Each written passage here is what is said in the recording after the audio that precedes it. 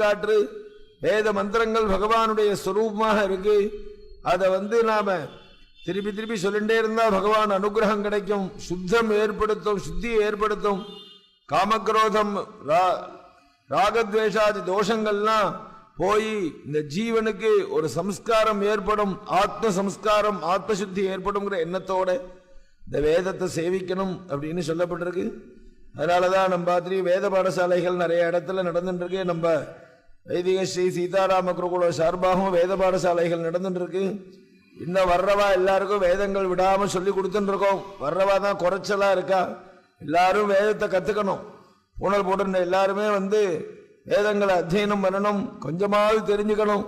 வேதத்தினுடைய அர்த்தம் தெரிஞ்சுக்காட்டாலும் ஒரு புருட சூக்தம் ருத்ரன் சமகமாக தெரிஞ்சுட்டு பகவதர்ப்பணமாக சொல்லணும். இந்த வேத மந்திரத்தை கேட்கறதுக்கு தான் பகவான் ஆசைப்படுறார்.